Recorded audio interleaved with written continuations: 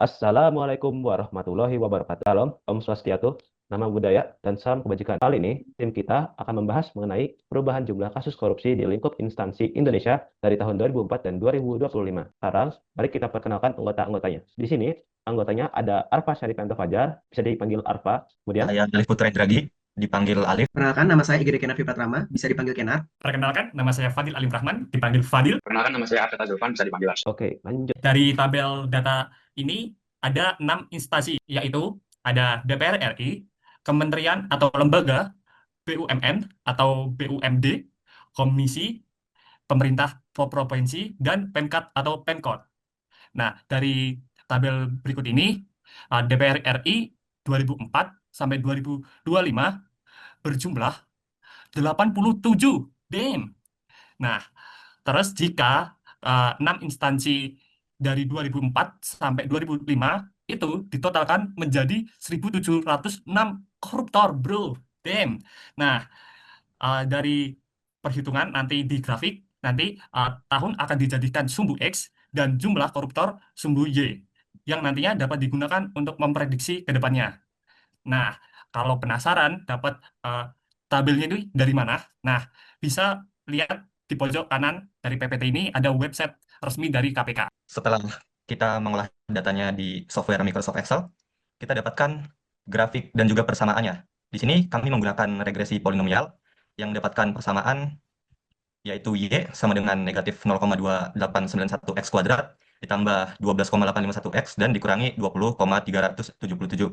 Mengapa ini persamaannya menjadi order 3? Ya karena kami men-setting di Excel menggunakan order 3. Mengapa menggunakan order 3 itu? Karena kami ingin lebih meningkatkan ketelitian dalam prediksi data kami ke depannya.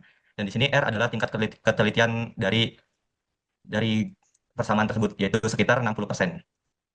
Dari data 6 instansi tersebut yang sudah disebutkan tadi oleh teman saya, berdasarkan persamaan tren lainnya, jumlah kasus korupsi itu cenderung meningkat di awal periode dan mencapai puncak di pertengahan. Lalu kemudian menunjukkan tanda-tanda penurunan pada akhir periodenya. Pola ini kemudian bisa kita kembangkan untuk memprediksi hasil dari jumlah korupsi ke depannya. Dari persamaan yang sudah kita buat, yaitu bisa kalian lihat sebagai berikut. Dari persamaan regresi polinomial order 3 tersebut, dapat kita lakukan prediksi untuk mengetahui berapa jumlah koruptor yang ada di tahun yang kita inginkan. Sebagai contoh, kita ingin tahu berapa jumlah koruptor yang ada di tahun 2030. Maka dari itu, kita lakukan perhitungan menggunakan regresi polinomial yang sudah kita buat di atas. Pertama-tama, kita harus tahu berapa selisih tahun dari 2030 ke tahun awal data dari persamaan kita dibuat, yaitu pada tahun 2004. Maka dari itu, dari tahun 2004 sampai 2030, dapat diketahui bahwa ada 26 tahun. Sebagai keterangan juga, dipilih 2004 jika data diambil pada tanggal 31 Desember 2004. Karena untuk tahu jumlah dari berapa orang yang korupsi di tahun 2004, biasanya orang akan membuat data tersebut kalau tidak di tahun setelahnya, yaitu 2005, bisa juga di tanggal 31 Desember 2004.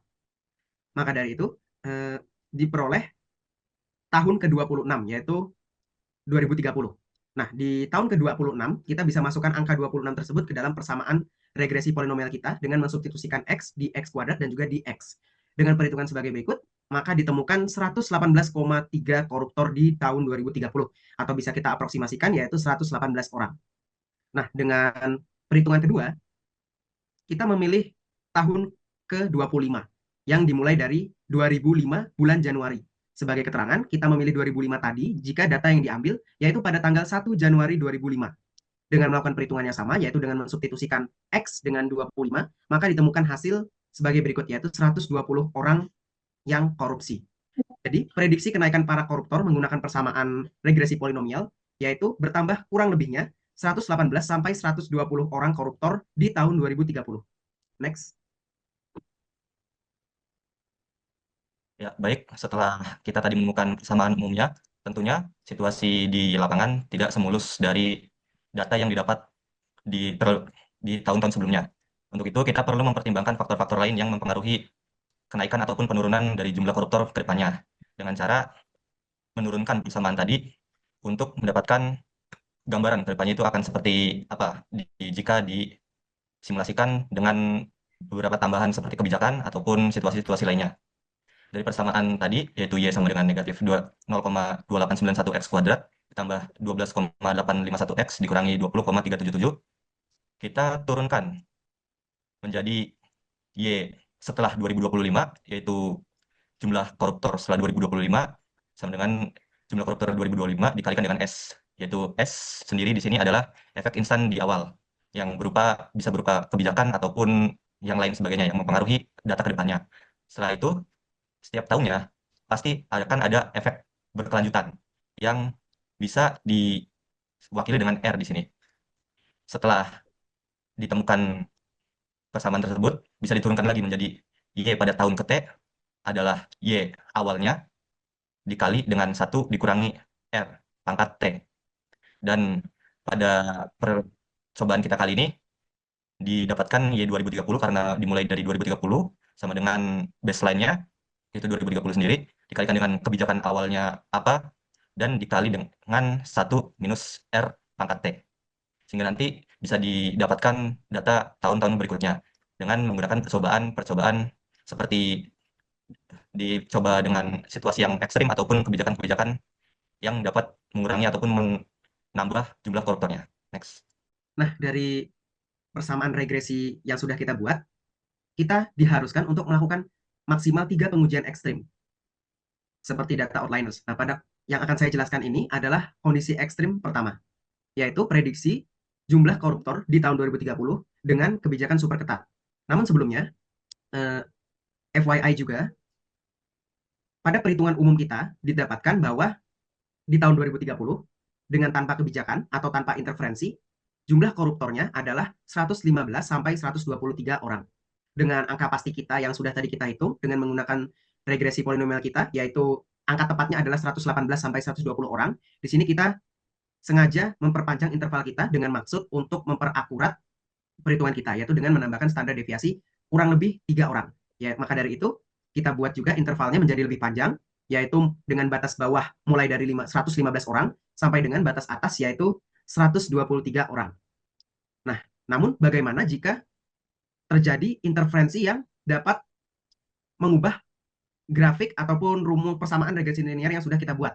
Misalnya saja pada kondisi ekstrim pertama, yaitu jika misalnya ada presiden baru kita yang membuat kebijakan super ketat seperti memberlakukan UU perampasan aset dan hukuman mati bagi para koruptor. Nah, mau tidak mau, model harus diubah sehingga kurva jumlah koruptor menurun tajam setelah tahun kebijakan diberlakukan. Nah, di sini kita harus mensubstitusikannya pada rumus turunan yang ada di slide sebelumnya. Boleh minta tolong di slide sebelumnya?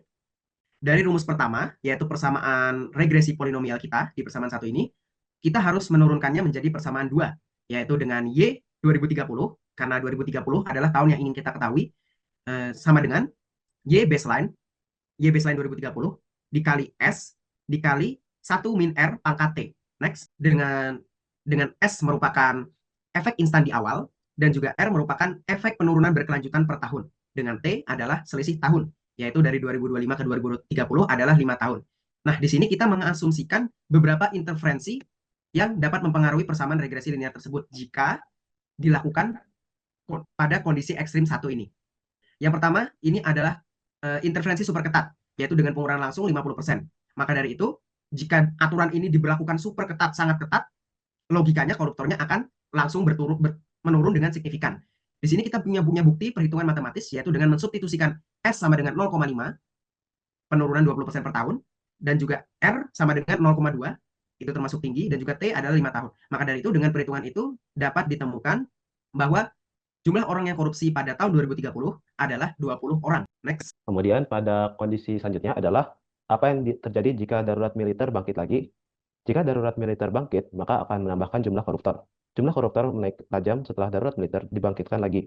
Dengan catatan pengaruh kondisi ini bertingkat sedang atau di bawah tingkat ekstrim. Sehingga jumlah koruptor menaik 60% dengan S-nya menjadi 0,6 dan R-nya adalah 0,05. Maka hasilnya adalah pada tahun 2030, yaitu caranya adalah 123 kali 0,7 kali buka kurung 1 kurang 0,05 tutup kurung pangkat 5 sama dengan 67 orang atau 67 jumlah koruptor. Nah, persamaan yang dipakai adalah Y pada 2023 adalah Y baseline atau Y ya di mana tidak ada itu tidak ada pengaruh, yaitu tadi 123 dikali S dikali buka kurung 1 kurang R tutup kurung pangkat T. S-nya tadi adalah efek instan di awal dan R-nya adalah efek penurunan berkelanjutan per tahun. Sementara T adalah selisih waktunya yaitu 5 tahun. Next. Berikut, jika korupsi dilegalkan pada batas tertentu, kita akan menggunakan persamaan J 2023 untuk melakukan perhitungan. Dan setelah melakukan perhitungan didapatkan angka 297 orang. Jadi bila korupsi dilegalkan, intervensi hukum tetap ada namun tidak cukup untuk menekan jumlah koruptor secara signifikan, bahkan cenderung meningkat seiring waktu.